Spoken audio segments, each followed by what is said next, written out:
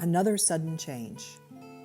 We traveled in the motorhome for just under a year, visiting so many beautiful places around our country as we ministered in churches, retreats, and gatherings of all kinds with God's people. Our first little book had been written and launched, a miracle story in itself, and it was preceding us into towns and cities as a calling card that opened doors of ministry. We would plan our travels to allow family time as well. For instance, if our invitations were to Arizona, we'd allow time for a visit to the Grand Canyon, or in California, time for Knott's Berry Farm with friends. We traveled across country and back at least 5 times that year, and always reveled in our times back in town to gather with friends and ministry. By this time, we had purchased our first homes and started balancing our time on the road with time at home, renovating each one to undergird our income in ministry.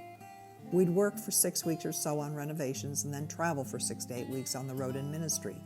As soon as the renovations were complete, we'd market the home and take the profits to invest in another. We had just finished redoing a home in the historic district of Oak Cliff in Dallas, just around the corner from Vicky's office, when Vicky announced to us that God had spoken to her to move to Tulsa and begin daily television into New England. She invited us immediately to make the move with her, but honestly, we had just launched out this year in full-time ministry, started our family, and didn't want to go just because Vicky was going, as much as we loved being close in proximity to her. A few weeks went by, and we joined Vicky for a crusade in Joplin, Missouri. It was a phenomenal night, and right in the middle of the service, God spoke to Steve and I both that we were to move to Tulsa and help Vicky.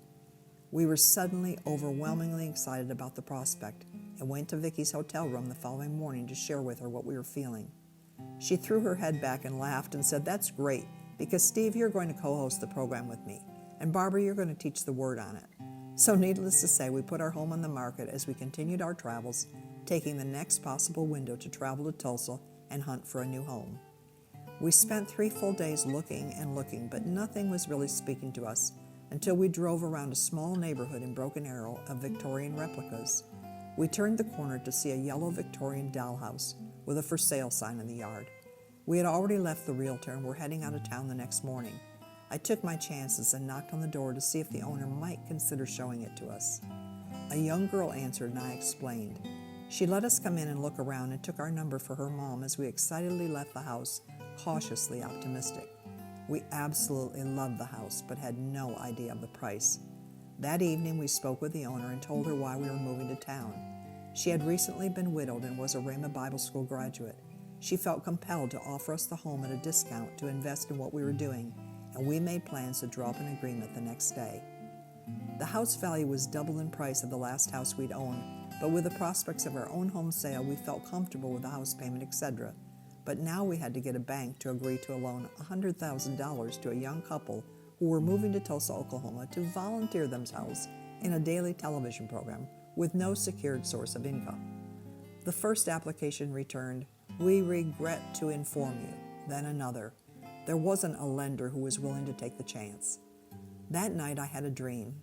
I saw us standing before a bank officer with our ministry records, dressed in the nicest clothes we owned, and I heard the Lord say, "Make an appointment with the highest official you can with this bank and watch as I turn his heart in my hand."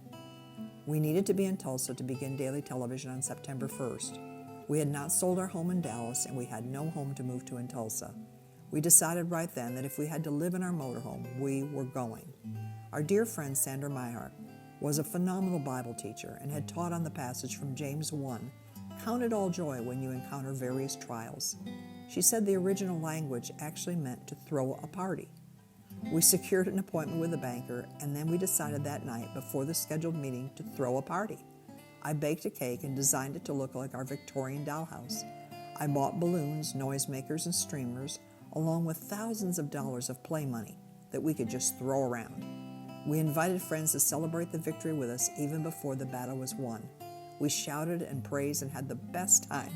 In my heart, I told the Lord frequently, "I don't have to have this house, but I know it's my house."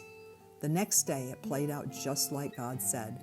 We dressed in our nicest clothes.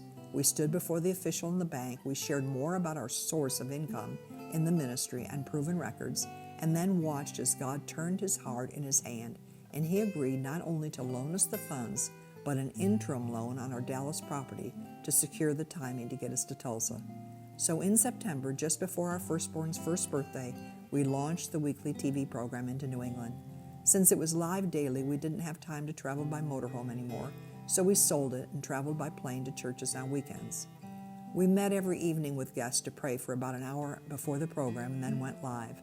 The Holy Spirit moved in wonderful ways, and through His Word and Spirit, each night when the cameras turned off, we reveled in what had happened as we just gave ourselves to His leading. We grew so much and were so honored to be a part of all this.